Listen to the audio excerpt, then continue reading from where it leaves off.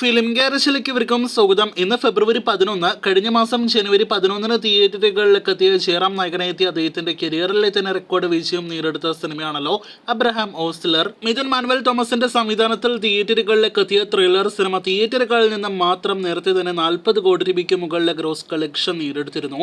കേരളത്തിൽ നിന്നും മാത്രം 22 കോടി 50 ലക്ഷത്തോളം ഗ്രോസ് കളക്ഷൻ നേടിയെടുത്ത സിനിമ വളരെ മികച്ച കളക്ഷൻ തന്നെയാണ് ലോകമെമ്പാടുമുള്ള തിയേറ്ററുകളിൽ നേടിയെടുത്തത്.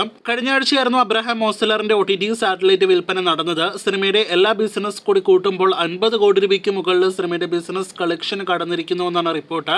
ഒരു ജയറാം സിനിമ ആദ്യമായിട്ടാണ് 50 കോടി രൂപയ്ക്ക് മുകളിൽ സകല ബിസിനസ്സിലൂടെയും കളക്ഷൻ നേടിയെടുക്കുന്നത്.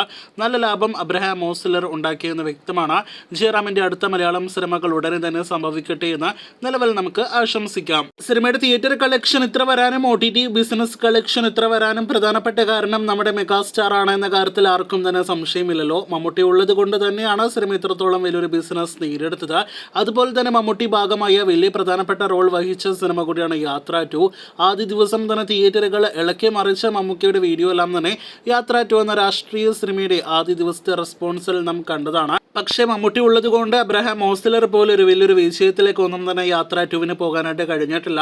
അബ്രഹാം ഓസ്ലറിന്റെ വെർഡിറ്റിൽ നിന്നും നേരെ ഓപ്പോസിറ്റ് വെർഡിറ്റ്, അതായത് വൻ ദുരന്തത്തിലേക്കാണ് യാത്ര 2 നീങ്ങിക്കൊണ്ടിരിക്കുന്നത്. സിനിമയുടെ 3 ദിവസത്തെ വേൾഡ് വൈഡ് കളക്ഷൻ റിപ്പോർട്ട് കണക്കുകൾ പുറത്തു വന്നിരിക്കുകയാണ്.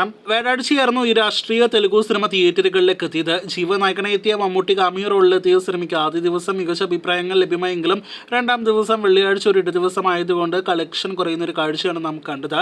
ശനിയാഴ്ച കളക്ഷൻ ഉയരുമെന്നാണ് നാം പ്രതീക്ഷിച്ചതെങ്കിൽ ഇപ്പോഴത്തെ വെള്ളിയാഴ്ചയേക്കാൾ കളക്ഷൻ താഴേക്ക് പൊരിക്കുകയാണ് ഇന്നലെ ശനിയാഴ്ച എന്നാണ് ബോക്സ് ഓഫീസ് കണക്കുകളിൽ നിന്ന് വ്യക്തമാക്കുന്നത്. ആന്ധ്രാപ്രദേശ് തെലങ്കാന കളക്ഷൻ വെള്ളിയാഴ്ച സിനിമയുടെ രണ്ടാം ദിവസം 65 ലക്ഷമായിരുന്നെങ്കിൽ ഇന്നലെ അത് 59 ലക്ഷമാണ്. വേൾഡ് വൈഡ് കളക്ഷനും അതുപോലെ തന്നെ താഴേക്ക് പൊരിക്കുകയാണ്. 40 കോടി ബഡ്ജറ്റിൽ തിയേറ്ററുകളിലേക്ക് എത്തിയ സിനിമ 3 ദിവസങ്ങൾ കൊണ്ട് ഇനിയും 5 കോടി രൂപയിലേക്ക് ഗ്രോസ് കളക്ഷൻ എത്തിയിട്ടില്ല. 4 കോടി 60 ലക്ഷത്തോളം രൂപയാണ് സിനിമയുടെ വേൾഡ് വൈഡ് കളക്ഷൻ. ഇന്നത്തോടെ 5 കോടി രൂപയ്ക്ക് മുകളിലെ ഗ്രോസ് കളക്ഷൻ വേൾഡ് വൈഡ് കടക്കുമെന്ന് പ്രതീക്ഷിക്കുന്ന സിനിമയുടെ ഫൈനൽ കളക്ഷൻ 10 കോടിയിലേക്ക് എത്തപ്പെട്ടില്ല എന്ന് ഉറപ്പാക്കപ്പെട്ടിരിക്കുകയാണ്. കേരളത്തിൽ റിലീസ് ചെയ്യാനാവാതെ പോയ തിയേറ്ററുകളിലെ വൻ ദുരന്തമായ സിനിമയുടെ ഫൈനൽ കളക്ഷൻ എത്ര വരുമെന്ന് പ്രേക്ഷകർ അറിയാനായിട്ട് കാത്തിരിക്കൂ.